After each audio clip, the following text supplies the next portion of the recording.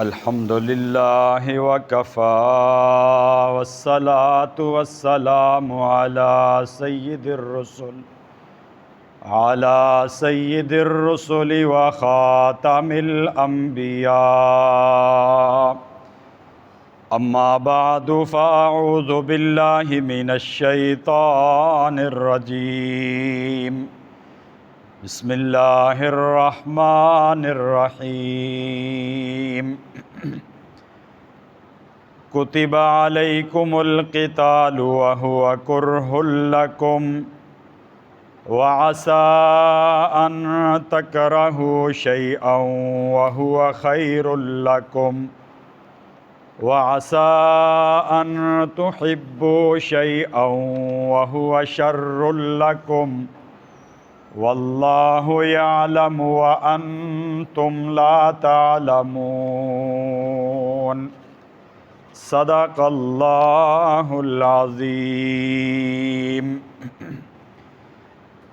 میرے انتہائی واجب الاحترام بزرگوں، بھائیوں اور دوستوں،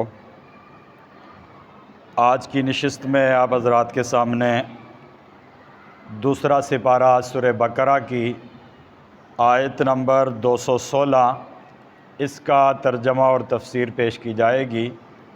اللہ تعالیٰ سے دعا ہے کہ اللہ تعالیٰ ہم سب کو پورے قرآن مجید کو سیکھنے، سمجھنے اور اس پر عمل کرنے کی توفیق نصیب فرمائے۔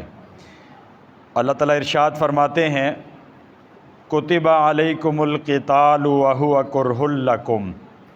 کتب علیکم القتال، جہاد و قتال تم پر فرض کیا گیا ہے، وہو کرہ لکم، حالانکہ یہ تمہیں ناپسند ہے، لڑنا تمہیں ناپسند ہے۔ وعسیٰ ان تکرہوا شیئا، اور ممکن ہے کہ تم کسی چیز کو ناپسند کرو، وَهُوَ خَيْرٌ لَكُمْ، حالانکہ وہ چیز تمہارے لیے بہتر ہو۔ وَعَسَىٰ أَن تُحِبُّوا شَيْئًا، اور ممکن ہے کہ تم کسی چیز کو پسند کرو، وَهُوَ شَرٌّ لَكُمْ، حالانکہ وہ چیز تمہارے لیے نقصان کا باعث ہو، بری ہو۔ وَاللَّهُ يَعْلَمُ، اور اللہ تعالیٰ جانتا ہے، وَأَنْتُمْ لَا تَعْلَمُونَ، اور تم نہیں جانتے۔ یہ دوسرا سپارہ سورہ بقرہ کی آیت نمبر 216 آپ حضرات کے سامنے تلاوت کی۔ اس آیت مبارکہ میں اللہ رب العالمین نے اہل ایمان کو جہاد اور قتال کا حکم دیا ہے۔ اللہ کے دین کے دشمنوں کے ساتھ، مشرکین کفار کے ساتھ، دین دشمنوں کے ساتھ لڑنا اس کو فرض قرار دیا ہے۔ مکی زندگی کے اندر صبر اور برداشت اور عفو و درگزر کا حکم تھا، لیکن جب آپ علیہ السلام مدینہ منورہ تشریف لے گئے تو وہاں پر جا کر اللہ رب العالمین نے جہاد و قتال کا حکم دیا۔ گزشتہ سورہ بقرہ کے درس میں یہ آیت بھی گزر چکی ہے، جو اللہ تعالیٰ نے فرمایا تھا، وَقَاتِلُوا فِي سَبِيلِ اللَّهِ، اللہ کے راستے میں لڑو، الَّذِينَ يُقَاتِلُونَكُمْ، ان لوگوں کے ساتھ جو تمہارے ساتھ لڑتے ہیں، جو تمہارے ساتھ لڑتے ہیں تم بھی ان کے ساتھ اللہ کے راستے میں لڑو۔ یہ ان لوگوں کے ساتھ خاص تھا جو آپ کے ساتھ لڑائی کرتے ہیں۔ آگے بعد میں جا کے دیگر آیات میں مکمل طور پر اجازت دے دی گئی کہ دین دشمنوں، کفار اور مشرکین کے ساتھ جہاد و قتال کرو۔ 17واں سپارہ سورہ حج کے اندر اللہ تعالیٰ نے اہل ایمان کو جہاد و قتال کی اجازت دی ہے۔ فرمایا، اذن للذین یقاتلون بانہم ظلموا، اجازت دی گئی ہے ان لوگوں کو یقاتلون کہ وہ قتال کریں، بانہم ظلموا، اس وجہ سے کہ ان کے اوپر ظلم کیا گیا۔ وَإِنَّ اللَّهَ عَلَى نَصْرِهِمْ لَقَدِيرٌ، اور بے شک اللہ تعالیٰ ان کی مدد کرنے پر قدرت رکھتا ہے، طاقت رکھتا ہے۔ یہ 17واں سپارہ سورہ حج کی آیت نمبر 39 ہے۔ اس میں اللہ تعالیٰ نے اہل ایمان کو جہاد اور قتال کا حکم دیا ہے، اجازت دی ہے کہ آپ اب لڑ سکتے ہیں۔ مکہ کے اندر لڑنے پر پابندی تھی، صبر و تحمل کا حکم تھا، لیکن مدینہ منورہ ہجرت کے بعد اب جہاد و قتال کا حکم دے دیا گیا کہ آپ کفار سے، مشرکین سے، منافقین سے، دین دشمنوں سے آپ قتال کر سکتے ہیں، آپ جنگ کر سکتے ہیں۔ اب یہ بات ذہن میں رہے کہ جہاد، قتال، لڑنا، خود شہید ہونا، خود اپنی جان دینا، دوسروں کی جان لینا، خون بہانا، زخمی ہونا، یہ سارے بڑے مشکل کام ہیں، یہ آسان کام نہیں ہے، یہ بڑے مشکل کام ہے، اور ایک انسان کو طبعی طور پر خون سے، خون خرابے سے، فتنہ فساد سے نفرت ہوتی ہے۔ انسان سلیم الفطرت شخص جو ہے وہ خون خرابے کو پسند نہیں کرتا، وہ فتنہ و فساد کو پسند نہیں کرتا، لڑائی جھگڑے کو پسند نہیں کرتا، قتل و قتال کو اچھا نہیں سمجھتا۔ یہ ایک فطری انسان کی طبیعت کے اندر یہ چیز رکھی گئی ہے۔ لیکن یہ بات ذہن میں رہے کہ جہاد و قتال کا حکم خود رب العالمین نے دیا ہے۔ رب العالمین جو کائنات کا رب ہے، اللہ تعالیٰ نے لڑنے کا حکم دیا ہے، اور 2-4 آیات میں نہیں، 450 سے زائد آیات میں اللہ رب العالمین نے جہاد و قتال کا حکم دیا۔ اور پورے قرآن مجید میں توحید کے بعد جس فریضے کو سب سے زیادہ کھول کھول کے بیان کیا گیا ہے وہ جہاد و قتال کا فریضہ ہے، اور اس کی تفصیلات کو بار بار ذکر اس لیے کیا گیا کہ اللہ تعالیٰ عالم بذات الصدور ہیں، اللہ غیب کا علم رکھنے والے ہیں۔ اللہ کو پتہ تھا کہ بعد میں آنے والے زمانوں میں کچھ عقل پرست قسم کے لوگ آئیں گے جو جہاد و قتال سے نفرت کریں گے، جو اس کو فتنہ و فساد کہیں گے، جو اس کو دہشت گردی سے تعبیر کریں گے۔ اس لیے اللہ رب العالمین نے جہاد و قتال کی تفصیلات کو اپنے قرآن میں بیان کیا ہے، اور آپ علیہ السلام نے احادیث مبارکہ میں بڑی تفصیل کے ساتھ کھول کھول کر جہاد و قتال کو بیان کیا ہے۔ آپ حدیث مبارکہ کی کوئی کتاب اٹھا کے دیکھ لیں، بخاری شریف اٹھا کے دیکھیں، اس کے اندر کتاب الجہاد آپ کو مستقل ملے گی۔ مسلم شریف اٹھائیں، اس کے اندر کتاب الجہاد آپ کو مستقل ملے گی۔ ترمذی شریف، ابو داؤد شریف، نسائی شریف، ابن ماجہ شریف، دیگر حدیث کی کوئی بھی کتاب اٹھا کے دیکھیں، ہر کتاب کے اندر کتاب الجہاد کے عنوان پر مستقل جہاد و قتال کے فضائل کے اوپر احادیث ملیں گی۔ اگر یہ اچھا کام نہ ہوتا، یہ کوئی برا کام ہوتا، اللہ کے راستے میں لڑنا، جہاد کرنا، قتال کرنا، یہ اچھا کام نہ ہوتا، تو اللہ رب العالمین جو احکم الحاکمین ہے، جو رحیم و کریم ذات ہے، جو اپنے بندوں پر بڑی شفقت کرنے والی ہے، جو حکیم ذات ہے، جس کا کوئی بھی حکم و حکمت سے خالی نہیں ہے، تو اللہ تعالیٰ اپنے اس عظیم کلام کے اندر بار بار جہاد و قتال کا حکم کیوں دیتے؟ جب اللہ تعالیٰ حکیم ذات بھی ہیں، اور قرآن کے بارے میں بھی سورہ یاسین پڑھیں، یاسین والقرآن الحکیم، یہ قرآن قسم ہے قرآن کی، الحکیم جو حکمتوں والا کلام ہے۔ حکمتوں والے کلام کے اندر حکیم ذات نے بار بار جہاد و قتال کا حکم دیا ہے، دین دشمنوں کے ساتھ، کفار اور مشرکین کے ساتھ لڑنے کا حکم دیا ہے۔ اگر یہ لڑنا برا ہوتا تو وہ احکم الحاکمین ذات، وہ حکیم ذات، وہ کیوں بار بار جہاد و قتال کا حکم دیتی؟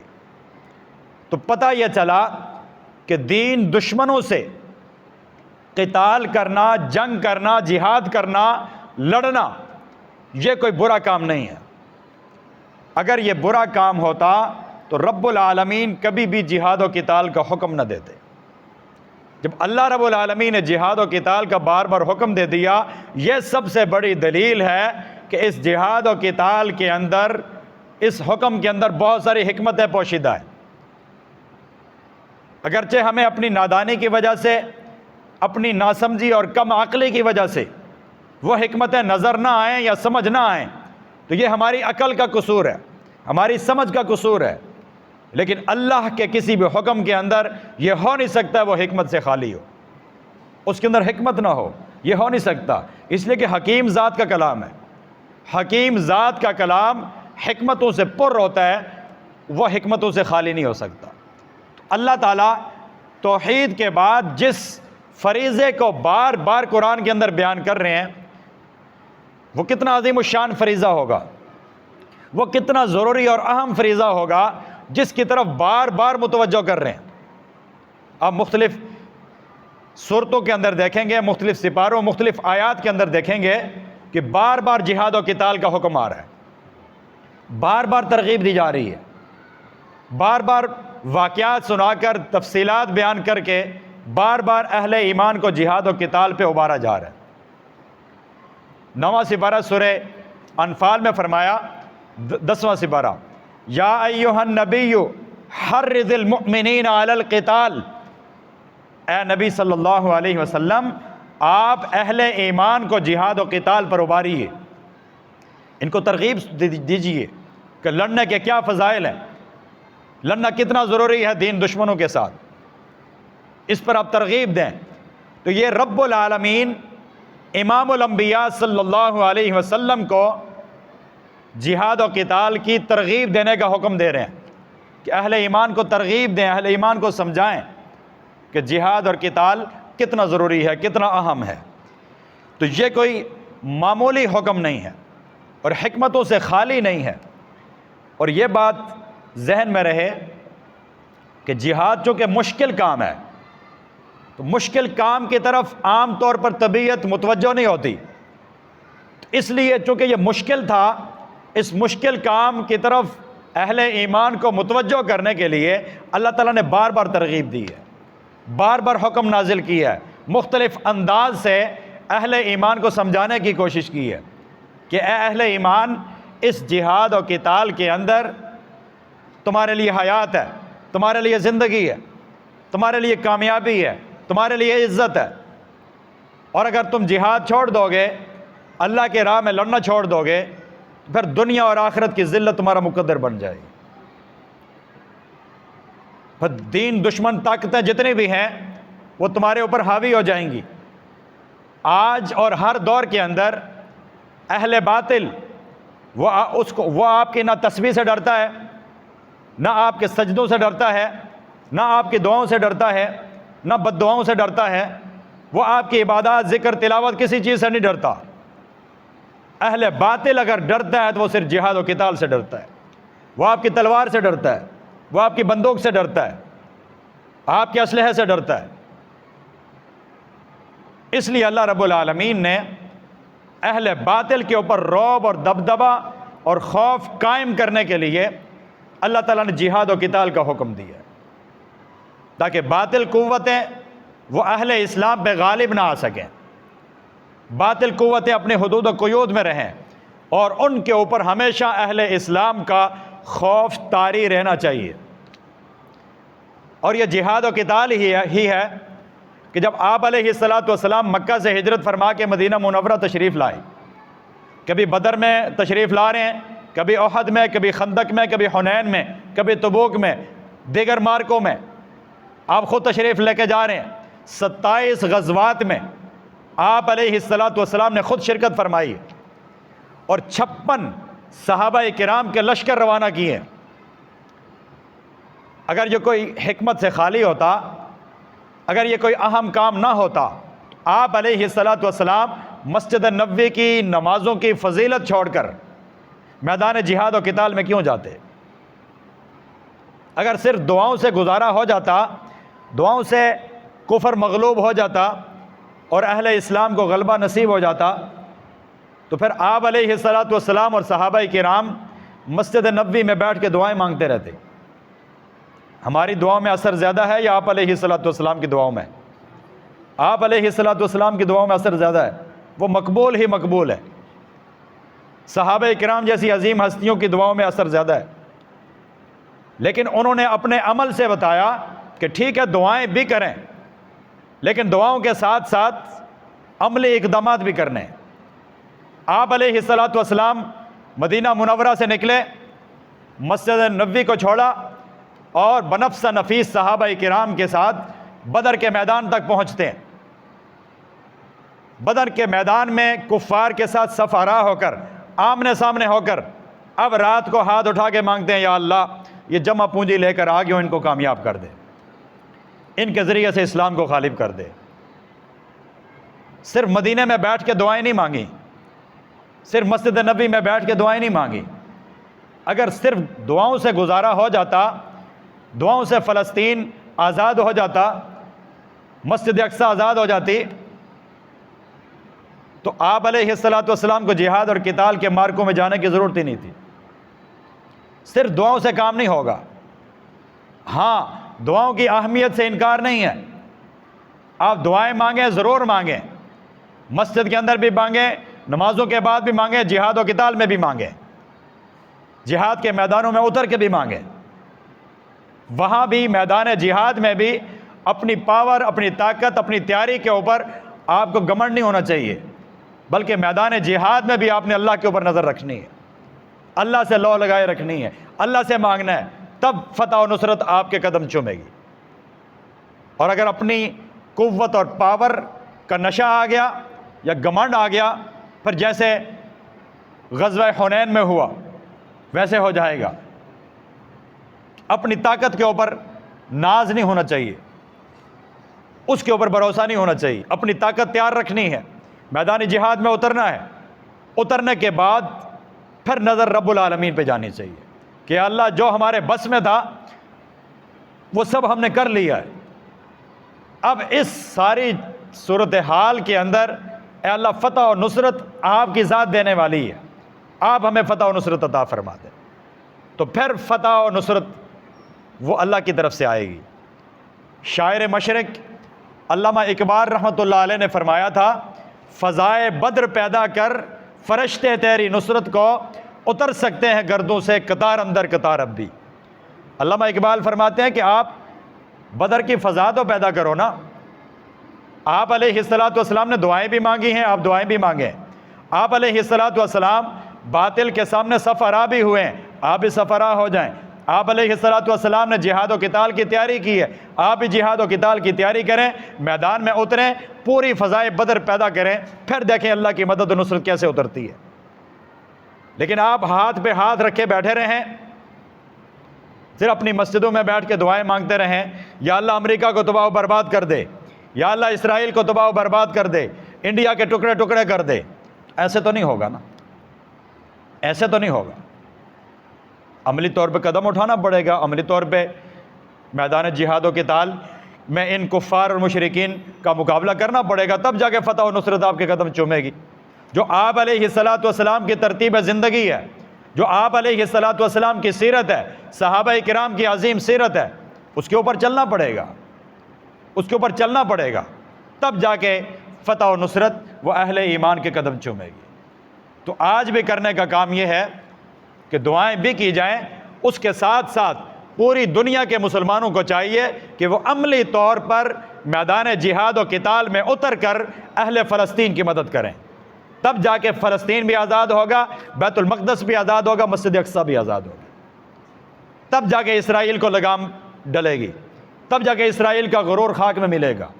اگر ہم باتیں کرتے رہیں تو باتیں کرنے سے کچھ نہیں ہوگا، عملی طور پہ جو بھی درد دل رکھنے والا مسلمان ہے، کلمہ پڑھنے والا مسلمان ہے، اتنے 57 اسلامی ممالک ہیں، اسلامی ممالک کی فوجیں ہیں، ان کے پاس اسلحہ ہے، ٹینک ہیں، بارود ہیں، ساری چیزیں ہیں ان کے پاس، ان سب کو مل کر عملی طور پر میدان جہاد و قتال میں اتر کر ان کا ساتھ دینا چاہیے۔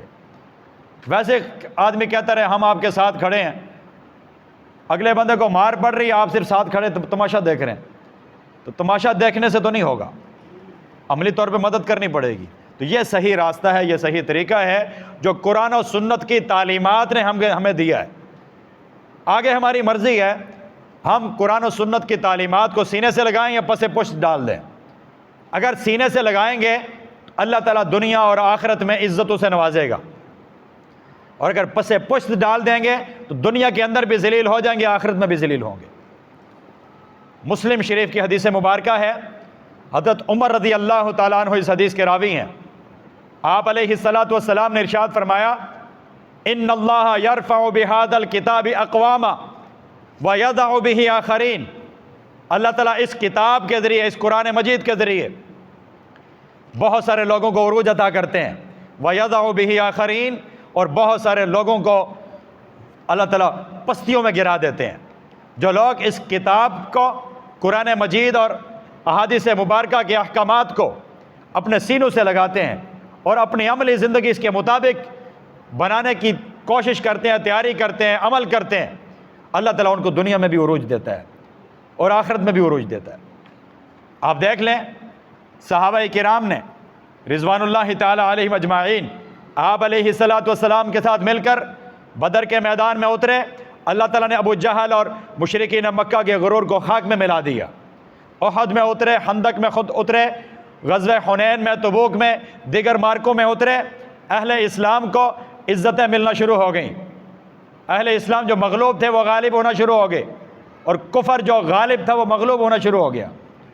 پھر آپ علیہ الصلاۃ والسلام کے دنیا سے تشریف لے جانے کے بعد جنگ قادسیہ کا میدان دیکھیں، ایک ہی میدان میں ختم نبوت کے عقیدے کے دفاع کے لیے 1200 صحابہ و تابعین نے اپنی جانوں کے نذرانے پیش کر دیے، دین کا دفاع کی ہے، دین کی حفاظت کی ہے، اپنی جانوں کی قربانیاں دی ہیں، اپنی بیویوں کو بیوہ کروایا، بچوں کو یتیم کروایا، لیکن دین پر آنچ نہیں آنے دی، دین کے پرچم کو سر بلند رکھا ہے۔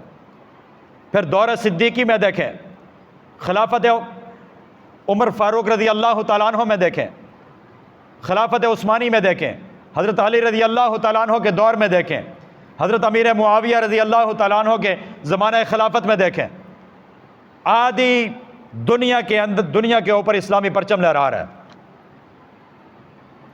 اور اس جہاد و قتال کی برکت سے اس وقت کی جو دو سپر پاور تھیں، روم اور فارس، جن کو اپنی طاقت کا بڑا غرور تھا، بڑا نشہ تھا اپنی طاقت کا، اللہ تعالیٰ نے اسی جہاد و قتال کی برکت سے روم اور فارس کے ٹکڑے ٹکڑے کر دیے، اور وہاں کا مال غنیمت سارا وہ مدینے میں اکٹھا ہوا، صحابہ کرام کے اندر تقسیم ہوا، اور صحابہ کرام کو، اہل ایمان کو اللہ تعالیٰ نے عزتوں سے نوازا۔ جن کو کوئی پوچھنے کے لیے تیار نہیں تھا، ان کو اللہ نے دنیا کا حکمران بنا دیا۔ خود جو نہ تھے راہ پر اوروں کے ہادی بن گئے، وہ کیا تھا جس نے مردوں کو مسیحا بنا دیا۔ اس قرآنی تعلیمات کو جنہوں نے سینے سے لگایا، قرون اولیٰ کے مسلمانوں نے، صحابہ کرام، تابعین، تبع تابعین، سلف صالحین نے، اللہ تعالیٰ نے ان کو عروج نصیب فرمایا۔ اور وَيَضَعُ بِهِ آخَرِينَ، بعد والوں نے پھر قرآنی تعلیمات کو پس پشت ڈال دیا، اپنی انفرادی زندگی سے بھی نکال دیا، اجتماعی زندگی سے بھی نکال دیا۔ تو آج دیکھ لیں ساری دنیا میں مسلمان مظلوم ہے، فلسطین میں، برما میں، کشمیر میں، دیگر ممالک میں مسلمان مظلوم ہے، مسلمان ظلم کی چکی میں پس رہا ہے، اور اہل باطل دندناتے پھر رہے ہیں، کہیں انڈیا کے ہندوؤں کی صورت میں، کہیں اسرائیل کے یہودیوں کی صورت میں، کہیں کس صورت میں، کہیں کس صورت میں، اہل باطل دندناتے پھر رہے ہیں، اور اہل اسلام بیچارے وہ مظلوم و مقہور زندگی گزارنے پہ مجبور ہیں۔ وجہ کیا ہے؟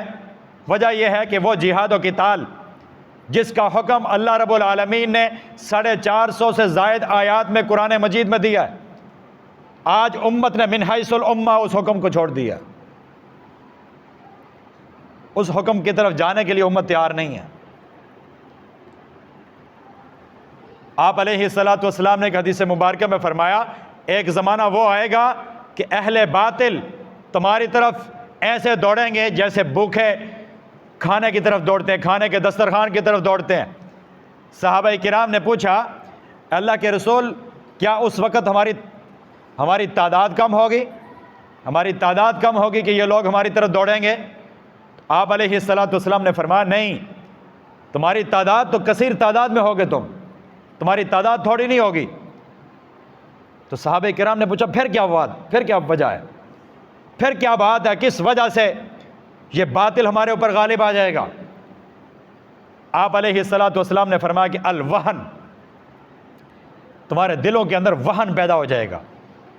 صحابہ کرام نے پوچھا مل وہن یا رسول اللہ، اے اللہ کے رسول وہن کیا چیز ہے؟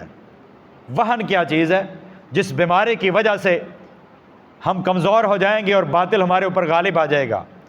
آپ علیہ الصلوۃ والسلام نے فرمایا حب الدنیا و کراہیت الموت، دنیا کی محبت تمہارے دلوں میں آ جائے گی اور موت کو تم ناپسند کرنا شروع کر دو، جس کی وجہ سے زندگی تمہیں عزیز ہو جائے گی اور مرنے سے تم ڈرنا شروع کر دو گے۔ اللہ کے راستوں میں نکلنے سے گھبرانا شروع ہو جاؤ گے، ڈرنا شروع ہو جاؤ گے، تمہیں موت سے خوف آنا شروع ہو جائے گا، تم باطل کا مقابلہ نہیں کرو گے، باطل کے ساتھ کمپرومائز کرنے کی پلاننگ کرو گے، ترتیبیں بناؤ گے، مذاکرات کرو گے، ٹیبل ٹاک کرو گے، لیکن باطل کا مقابلہ نہیں کرو گے، جس کی وجہ سے باطل تمہیں کمزور سمجھے گا، تمہارے اوپر غالب آ جائے گا اور تم مغلوب ہو جاؤ گے۔ آج یہی صورتحال ہے۔ آج اسرائیل کے سامنے کھڑے ہونے کے لیے کوئی بھی تیار نہیں ہے۔ اسرائیل کے ساتھ اپنے معاملات خراب کرنے کے لیے کوئی بھی تیار نہیں ہے۔ کیوں؟ سب کو پتہ ہے کہ ساری دنیا کی معیشت کا کنٹرول اسرائیل کے پاس ہے، یہود کے پاس ہے۔ اگر ہم نے ان کے ساتھ بگاڑ لیا تو ہماری معیشت ہم سے چھین لے گا، ہماری روزی روٹی وہ چھین لے گا ہم سے، اس لیے اس سے ساری دنیا ڈرتی ہے۔ کیا مسلمان، کیا عیسائی امریکہ تک اسرائیل سے ڈرتے ہیں۔ کیوں ڈرتے ہیں؟ اس لیے کہ معیشت پر کنٹرول اس کا ہے، اس کے ساتھ بگاڑنے کے لیے کوئی تیار نہیں ہے۔ تو یہ ایمان کا لیول ہے آج امت مسلمہ کا، من حیث الامہ، پوری دنیا کو دیکھ لیں، یہ ایمان کا لیول ہے۔ تو قرآن مجید فرقان حمید، اس کی تعلیمات یہ میرے آپ کے لیے، ہر مسلمان کے لیے آئی ہیں کہ ان تعلیمات پر عمل کیا جائے اور اپنی انفرادی اور اجتماعی زندگی ان تعلیمات کے مطابق گزاری جائے، ان تعلیمات کے مطابق بنائی جائے۔ یہ احکامات صرف پڑھ کر گزر جانے کے لیے نہیں ہیں کہ ہم پڑھیں اور آگے نکل جائیں اور پھر عمل کی دنیا میں ہم صفر پر، زیرو پر کھڑے رہیں۔ یہ اس لیے تعلیمات بھیجی گئی ہیں تاکہ میں اور آپ عملی طور پر، ہر مسلمان عملی طور پر قرآنی تعلیمات کے سانچے میں ڈل جائے، اپنی انفرادی زندگی کو، اپنی اجتماعی زندگی کو قرآن کے تابع کرے، تب جا کر اس دنیا میں بھی عروج مل سکتا ہے اور آخرت میں بھی عروج مل سکتا ہے۔ لیکن یہ مشکل کام ہے، جہاد کے میدان میں اترنا مشکل کام ہے۔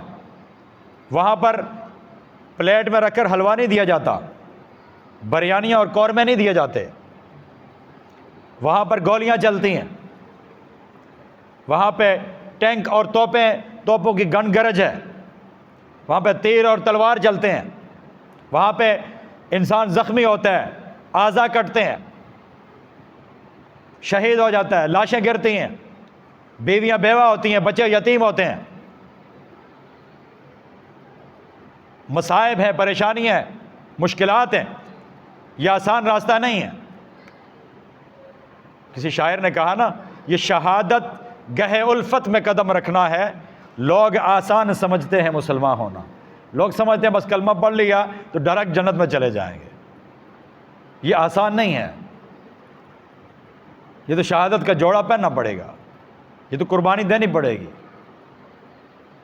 اللہ کے دین کی عظمت کے لیے اپنی جان کو پیش کرنا پڑے گا، تب جا کر عزتیں اس دنیا میں بھی ملتی ہیں اور مرنے کے بعد آخرت میں بھی نصیب ہوتی ہیں۔ ورنہ خالی تقریریں کر لی جائیں، خالی باتیں کر لی جائیں، خالی خلی دعائیں مانگ لی جائیں،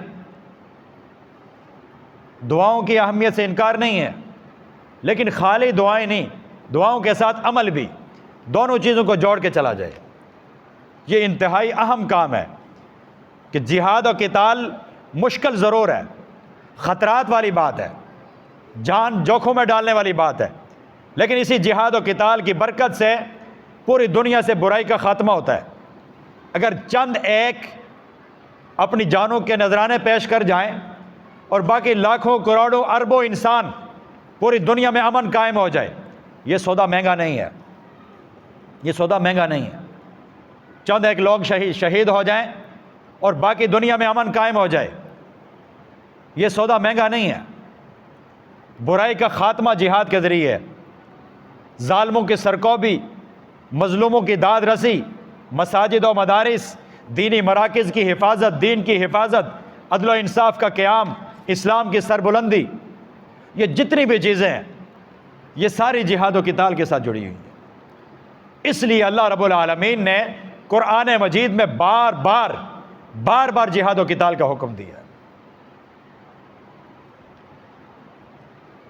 اور یہ بات بھی ذہن میں رہے کہ کسی ظالم کا ظلم، کسی جابر کا جبر، کسی فرعون کی فرعونیت وہ جہاد و قتال کو منسوخ نہیں کر سکتی۔ یہ حکم دیا کس نے ہے؟ رب العالمین نے دیا ہے، اور یہ قیامت تک اسی طرح باقی رہے گا جس طرح 1400 سال پہلے آپ علیہ السلام کے زمانے میں باقی تھا۔ یہ آج بھی اسی طرح باقی ہے اور قیامت تک اسی طرح باقی رہے گا۔ یہ اتھارٹی کسی کے پاس نہیں ہے وہ جہاد و قتال کو منسوخ کر دے۔ جہاد و قتال منسوخ نہیں ہو سکتا، یہ اتھارٹی کسی کو اللہ نے نہیں دی، یہ حکم رب العالمین نے نازل کیا ہے، اور یہ قیامت تک کے لیے ہے۔ قیامت تک یہ جہاد و قتال چلتا رہے گا۔ میں لڑوں نہ لڑوں، آپ لڑیں نہ لڑیں، لیکن ایک جماعت وہ حق کی سربلندی کے لیے وہ دھرتی کے اوپر جہاد کرتی رہے گی۔ آج دیکھ لیں فلسطین کے بچے، وہ اپنی جانیں پیش کر رہے ہیں، فلسطین کے نوجوان اپنی جانیں پیش کر رہے ہیں، فلسطین کے بوڑھے حتیٰ کہ عورتیں وہ کتنی جرت اور دلیری اور بہادری کے ساتھ اپنی جانوں کے نذرانے پیش کر رہی ہیں۔ آج ہم نے جہاد چھوڑ دیا، ہم نے قتال چھوڑ دیا، ہم نے مصلحت اور حکمت کی چادریں اوڑھ لی، لیکن جہاد میرا آپ کا محتاج تو نہیں ہے۔ وہ دیکھیں جہاد ہو رہا ہے، مردوں نے چھوڑ لیا، عورتوں نے شروع کر دیا، لیکن قرآن مجھے آپ کو مخاطب کر کے بھی تو کچھ کہتا ہے نا۔ 5واں سپارہ سورہ نساء کی آیت نمبر 75 ہے، اللہ تعالیٰ فرماتے ہیں وَمَا لَكُمْ لَا تُقَاتِلُونَ فِي سَبِيلِ اللَّهِ وَالْمُسْتَضْعَفِينَ مِنَ الرِّجَالِ وَالنِّسَاءِ وَالْوِلْدَانِ الَّذِينَ يَقُولُونَ رَبَّنَا أَخْرِجْنَا مِنْ هَذِهِ الْقَرْيَةِ الظَّالِمِ أَهْلُهَا وَاجْعَل لَّنَا مِن لَّدُنكَ وَلِيًّا وَاجْعَل لَّنَا مِن لَّدُنكَ نَصِيرًا۔ اللہ تعالیٰ فرماتے ہیں اہل ایمان تمہیں کیا ہو گیا ہے، تم جہاد و قتال نہیں کرتے، حالانکہ کمزور مرد، کمزور عورتیں، کمزور بچے تمہیں پکارتے ہیں اور اللہ سے کہتے ہیں اللہ اس ظالم بستی سے ہمیں نجات نصیب فرما، ظالم لوگوں سے جو اس بستی کے ظالم، بستی والے ظالم بن چکے ہیں، ان سے ہمیں نجات نصیب فرما۔ وَجَعَل لَّنَا مِن لَّدُنكَ وَلِيًّا، اور اے اللہ اپنی طرف سے کوئی ولی بھیج دے۔ وَجَعَل لَّنَا مِن لَّدُنكَ نَصِيرًا، اپنی طرف سے ہمارے لیے کوئی مددگار بھیج دے۔ آگے اہل ایمان کی صفات کو بیان کیا جا رہا ہے، الذین آمنوا یقاتلون فی سبیل اللہ، اہل ایمان وہ ہیں جو اللہ کے راستے میں جہاد و قتال کرتے ہیں، اور کہا والذین کفروا یقاتلون فی سبیل الطاغوت، اور جو کافر ہیں وہ طاغوت کے راستے میں وہ قتال کرتے ہیں۔ اہل ایمان دین حق کی سربلندی کے لیے لڑتے ہیں، اور کافر طاغوت کی سربلندی کے لیے لڑتا ہے۔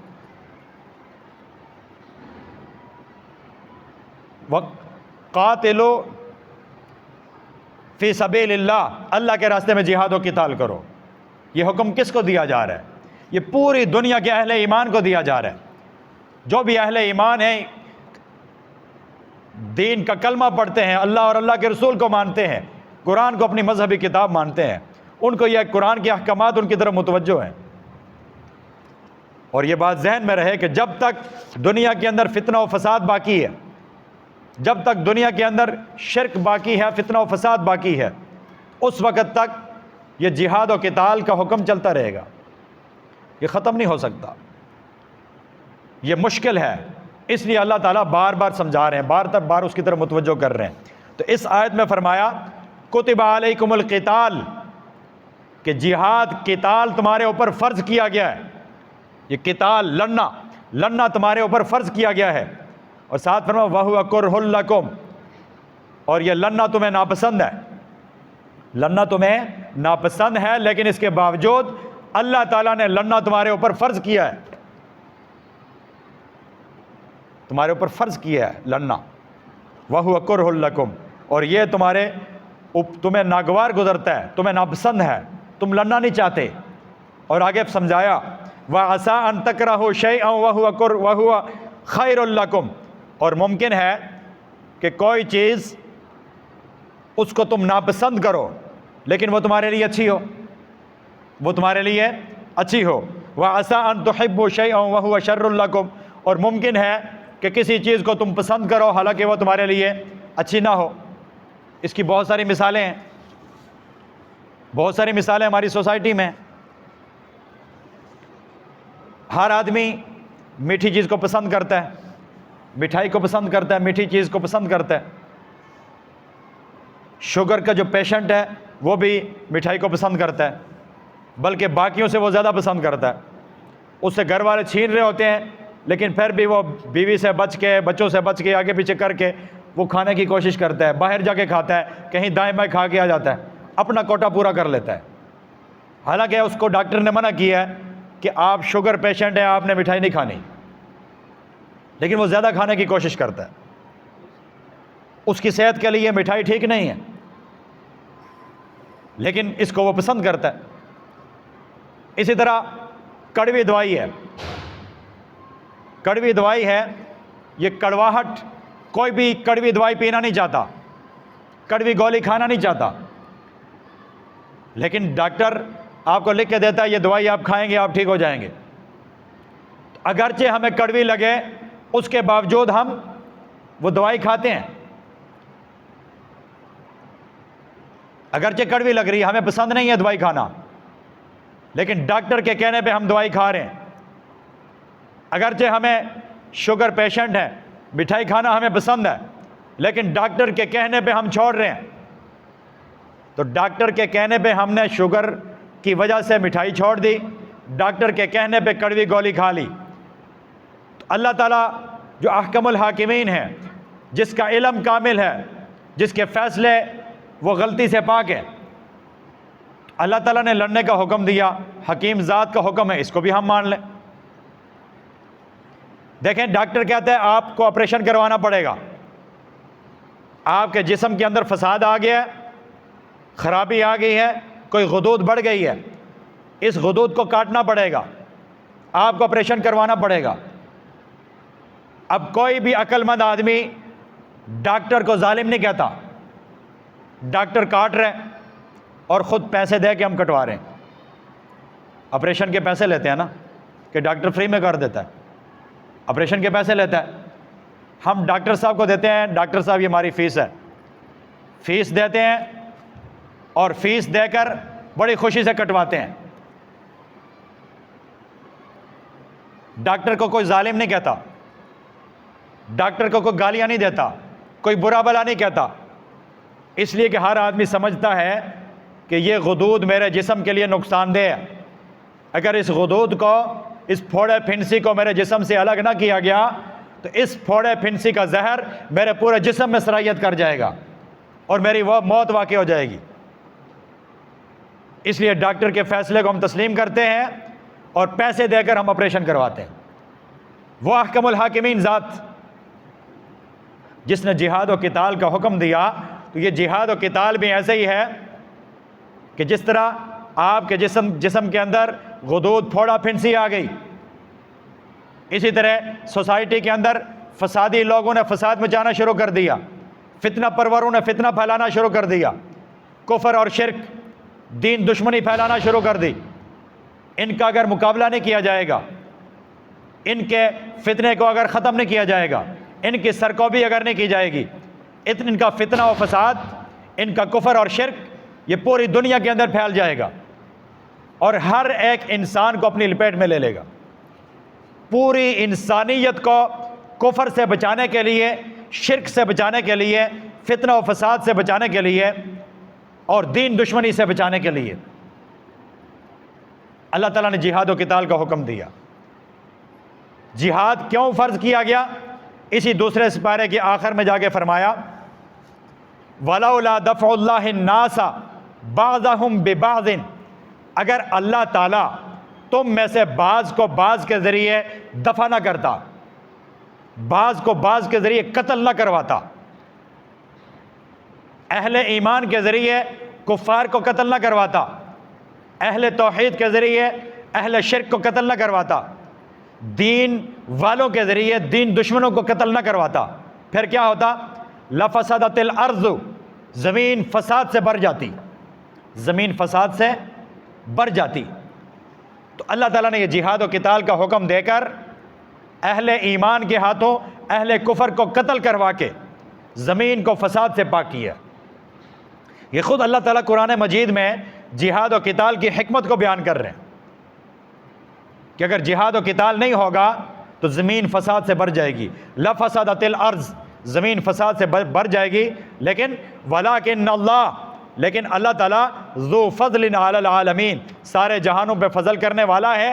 اللہ تعالیٰ نے اپنے فضل و کرم سے اہل ایمان کو جہاد و قتال کا حکم دیا، اور اہل ایمان نے جہاد اور قتال کے فریضے کو سر انجام دیتے ہوئے دین دشمنوں کی سرکوبی کی، ان کا کلا کما کیا، کفار اور مشرکین کو گھٹنے ٹیکنے پر مجبور کیا، ان کے سر قلم کیے، اور کفر اور شرک کے سرغنوں کو قتل کر کے دنیا کو فتنہ و فساد سے پاک کیا، کفر سے، شرک سے، بدعات اور رسومات سے پاک کیا، اور دین دشمنی سے پاک کیا، اور اہل اسلام اور اہل توحید کا پرچم وہ دنیا کے اندر لہرایا۔ یہ جہاد و قتال کی حکمت ہے جو خود رب العالمین نے کلام مجید کے اندر بیان فرما دی۔ تو یہ اللہ تعالیٰ فرماتے ہیں کہ جہاد و قتال یہ تمہیں فطری طور پر، طبعی طور پہ، چونکہ لاشیں گر رہی ہیں، خون بہہ رہا ہے، تو وَهُوَ كُرْهٌ لَكُمْ، یہ تمہیں ناپسند ہے، لڑنا، قتل و قتال کرنا یہ تمہیں ناپسند ہے، لیکن یہ بھی جان لو کہ یہ حکم احکم الحاکمین کی طرف سے ہے، حکیم ذات کی طرف سے ہے۔ تو فرمایا وَعَسَىٰ أَن تَكْرَهُوا شَيْئًا وَهُوَ خَيْرٌ لَكُمْ، ممکن ہے کہ تم کسی چیز کو ناپسند کرو، وہ تمہارے حق میں بہتر ہو۔ وَعَسَىٰ أَن تُحِبُّوا شَيْئًا وَهُوَ شَرٌّ لَكُمْ، ممکن ہے کہ تم کسی چیز کو پسند کرو، وَهُوَ شَرٌّ لَكُمْ، وہ تمہارے لیے اچھی نہ ہو، وہ تمہارے لیے شر ہو، وہ تمہارے لیے بری ہو، تمہارے لیے نقصان کا باعث ہو۔ پھر آخر میں فرما دیا وَاللَّهُ يَعْلَمُ، اللہ تعالیٰ جانتا ہے۔ کیوں؟ اے انسان، تیرا علم ناقص ہے، تیرا فہم ناقص ہے، تیری عقل ناقص ہے، تیری معلومات ناقص ہے، تیری سمجھ ناقص ہے، تیرے فیصلے ناقص ہیں۔ واللہ یعلم، اللہ جانتا ہے، وانتم لا تعلمون، اور تم نہیں جانتے، تمہیں حقیقت کا پتہ نہیں ہے، تمہیں صحیح کیا، غلط کیا ہے، کھرا کیا، کھوٹا کیا، اچھا کیا، برا کیا، اس کی تمہیں تمیز نہیں ہے۔ اللہ کا علم کامل ہے، تم کامل علم والے کی بات مان لو اور مان کر ان احکامات کے مطابق چلنا شروع کر دو، اسی میں تمہارے لیے خیر ہے، اسی میں تمہارے لیے بھلائی ہے۔ اور جب تم اللہ رب العالمین کے احکامات کو چیلنج کرنا شروع کر دو گے، اللہ کے احکامات کو ٹھکرانا شروع کر دو گے، اور اپنی عقل کے گھوڑے دوڑانا شروع کر دو گے، جب اپنی عقل کے گھوڑے دوڑاؤ گے پھر تمہیں نقصان اٹھانا پڑے گا۔ آج کے عقل پرست کہتے ہیں کہ جی جب ٹیبل ٹاک سے مسئلہ حل ہو سکتا ہے، مذاکرات سے مسئلہ حل ہو سکتا ہے، تو بندوق اٹھانے کی ضرورت کیا ہے، تلوار اٹھانے کی ضرورت کیا ہے؟ مذاکرات کرو، ٹیبل ٹاک کرو، ٹیبل ٹاک سے مسائل حل کرو۔ ہندو بنیا اور یہود، ہنود، عیسائی دنیا، سارے الکفر ملت واحدہ، سارے کفر ملت واحدہ کی شکل میں اہل اسلام کے مقابلے میں اترے ہوئے ہیں۔ وہ بظاہر سامنے ٹیبل ٹاک کرتے ہیں اور پیچھے سے نقصان پہنچاتے ہیں۔ آج ٹھیک ہے مذاکرات کر کے اسرائیل کو جنگ سے روک لینا، روکیں۔ آپ کے مذاکرات کتنے کامیاب ہوتے ہیں، ہمیں بھی سمجھائیں نا، مسلمانوں کو سمجھائیں کہ آپ کے مذاکرات میں پاور کتنی ہے، آپ کے مذاکرات کا رزلٹ کیا ہے۔ آپ مذاکرات کے ذریعے اسرائیل کو بربریت سے روک کے دکھا دیں، امریکہ کو ظلم و ستم سے روک کے دکھا دیں۔ یہ جو امن کے ٹھیکیدار بنے پھر رہے ہیں، ان سے ظلم اور زیادتی رکوا کے دکھا دیں۔ یہ عورتوں کے حقوق کے علمبردار، یہ بچوں کے حقوق کے علمبردار، ان کو آج فلسطین کے اندر عورتوں کی عصمت دریاں کیوں نظر نہیں آ رہی؟ بچوں کے تڑپتے ہوئے لاشیں کیوں نظر نہیں آ رہے؟ یہ انسانی حقوق کے چمپئن بنے پھرتے ہیں۔ چلو ہم آپ کے ٹیبل ٹاک کو مان لیتے ہیں، آپ اپنے ٹیبل ٹاک کے نتائج ہمیں بتا دیں۔ 7 اکتوبر 2023 سے لے کر 7 اکتوبر 2024 کل کا جو دن گزرا ہے، اسرائیلی بربریت کو پورا سال گزر چکا ہے۔ 50,000 سے زائد بوڑھے بچے، جوان، مرد، عورت، بزرگ، ان کو شہید کر دیا گیا ہے۔ اب آپ کے ٹیبل ٹاک نے کیا فائدہ دیا ہے؟ آپ کے مذاکرات نے کیا فائدہ دیا ہے؟ کیا آپ کا مذاکرات وہ اسرائیل کو بربریت سے روک سکا، ظلم سے روک سکا؟ اس کا ظلم تو بڑھ رہا ہے، اس کی بربریت تو بڑھ رہی ہے، لاشیں تو گر رہی ہیں، مظلوم تو بے بسی کی تصویر بنے، وہ میرے آپ کی طرف دیکھ رہے ہیں، پوری دنیا کی طرف دیکھ رہے ہیں، اسلامی دنیا سے مدد کے طلبگار ہیں۔ تو اگر مذاکرات مسائل کا حل ہے، ٹیبل ٹاک مسائل کا حل ہے، تو سال گزر چکا، سال کا رزلٹ امت مسلمہ کے سامنے پیش کر دیا جائے۔ ٹھیک ہے، ہم خون خرابہ نہیں چاہتے، جنگ و جدل نہیں چاہتے، مذاکرات سے مسائل حل کرنا چاہتے ہیں، اس کا رزلٹ امت مسلمہ کے سامنے پیش کر دیا جائے۔ اور حقیقت یہی ہے، آج مانیں یا سال بعد مانیں یا 6 مہینے بعد مانیں، یہ ہماری مرضی ہے، یا مزید لاشیں گرانے کے بعد مانیں کہ اسرائیل سے گریٹر اسرائیل بنانا چاہتا ہے، اور وہ اپنی اس جنگ کو صرف فلسطین کی حد تک محدود نہیں رکھنا چاہتا، فلسطین سے بڑھ کر لبنان اور پوری عرب دنیا کو اپنی لپیٹ میں لینا چاہتا ہے، اور گریٹر اسرائیل کے خواب دیکھ رہا ہے۔ اس سے اگر اس کو روکنا چاہتے ہیں، مزید مسلمانوں کی لاشیں گرنے سے اور شہادتوں سے امت مسلمہ کو بچانا چاہتے ہیں، اس کا ایک ہی حل ہے، 57 اسلامی ممالک اپنے سارے وسائل کو بروئے کار لائیں، اپنی فوج، اپنے اسلحہ، ٹیکنالوجی، سب چیزوں کو بروئے کار لاتے ہوئے فلسطین کے دست و بازو بن جائیں۔ یہی ایک حل ہے جو ہمارے قرآن نے، ہمارے دین نے ہمیں دیا۔ اگر ہم اس راستے پر چلیں گے تو عزت ہمارا مقدر بن جائے گی، اور اگر اس راستے کو چھوڑ دیں گے پھر ذلت سے ہمیں کوئی نہیں بچا سکے گا۔ اللہ تعالی ہم سب کو سمجھ نصیب فرمائے۔ وآخر دعوانا ان الحمد للہ رب العالمین۔ آمین۔ الحمد للہ رب العالمین والعاقبۃ للمتقین والصلاۃ والسلام علی سید الانبیاء والمرسلین۔ ربنا آتنا فی الدنیا حسنۃ وفی الآخرۃ حسنۃ وقنا عذاب النار۔ ربنا ظلمنا انفسنا وان لم تغفر لنا وترحمنا لنکونن من الخاسرین۔ اللہم ارنا الحق حقا وارزقنا اتباعہ وارنا الباطل باطلا وارزقنا اجتنابہ۔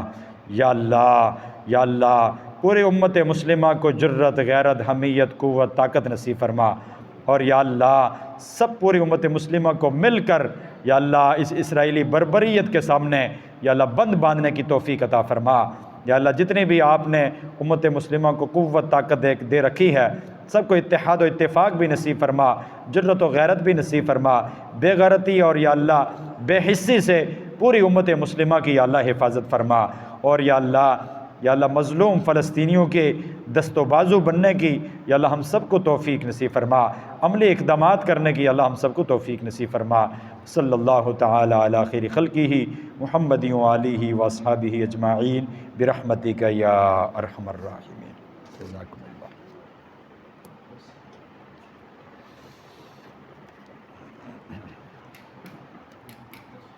بند نہیں کرنا، مجھے دے دینا۔